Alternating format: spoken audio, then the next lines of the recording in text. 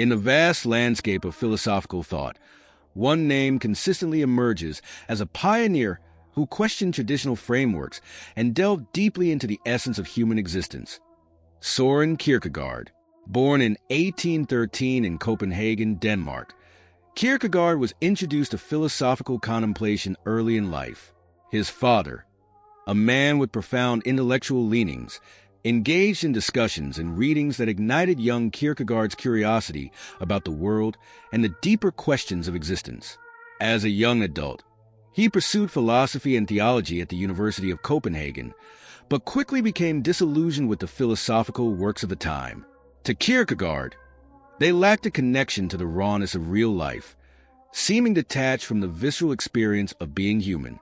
This discontentment drove him to carve out a philosophical path of his own, one grounded in the depths of personal experience and authenticity. One of the central ideas that Kierkegaard contributed to philosophy is the concept of angst, or existential anxiety.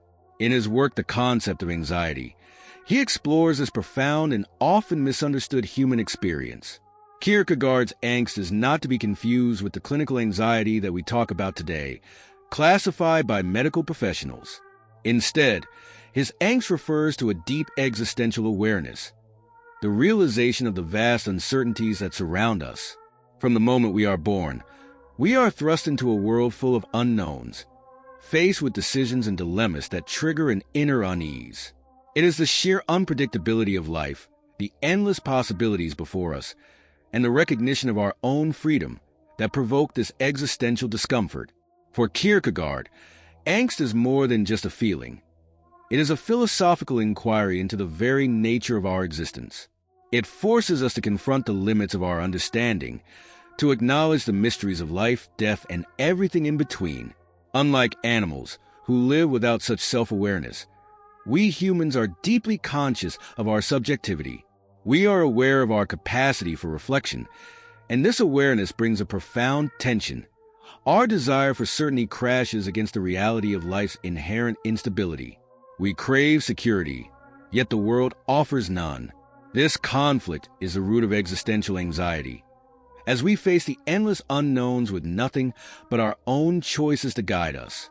Kierkegaard captured this dilemma perfectly when he said, "Anxiety is the dizziness of freedom." It's a powerful phrase, encapsulating the idea that the very freedom we possess, the ability to choose, to act, to shape our lives, comes with the dizzying responsibility of knowing that our actions have consequences. This freedom is both a gift and a burden.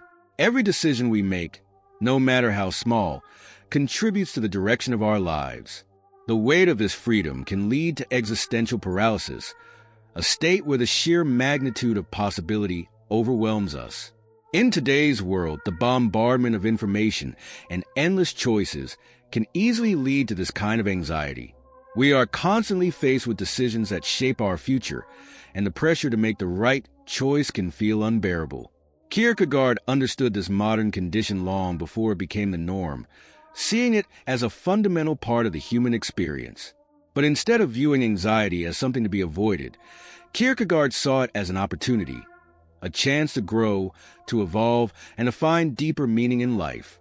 Contrary to how we typically view anxiety, Kierkegaard believed that it wasn't inherently negative. He saw it as a natural part of life, one that could push us toward personal and existential greatness if we learn how to navigate it properly. For him, anxiety was not an enemy but a guide.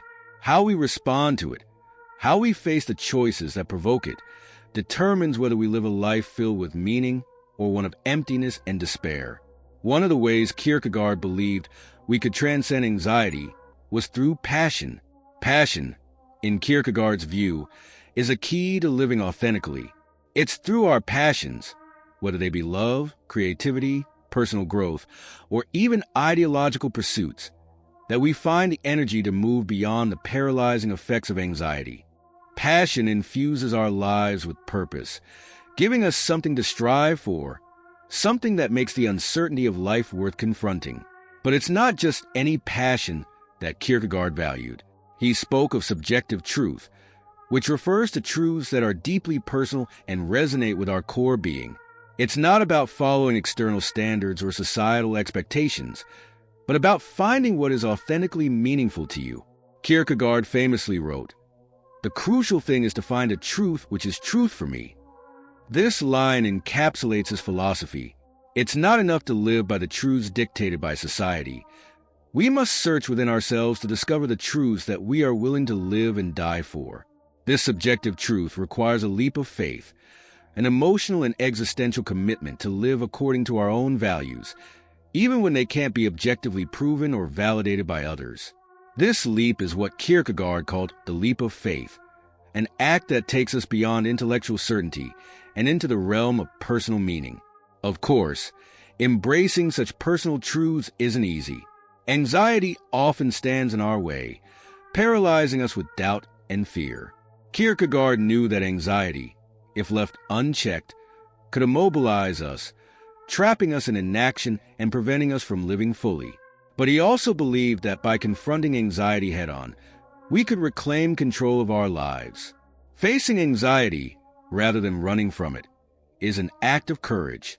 It requires us to acknowledge the risks, uncertainties, and fears that come with making choices, but also to refuse to let those fears dictate our lives. For Kierkegaard, true self-realization comes from taking these leaps of faith, from making decisions in the face of uncertainty, and from living authentically despite the pressures of society to conform. He warned against the dangers of conforming to societal norms without questioning their relevance to our own lives. When we conform, we lose touch with our individuality, and by extension, we lose the chance for true personal growth. It is only by resisting conformity, embracing uncertainty, and engaging deeply with our own passions that we can discover what truly gives our life meaning.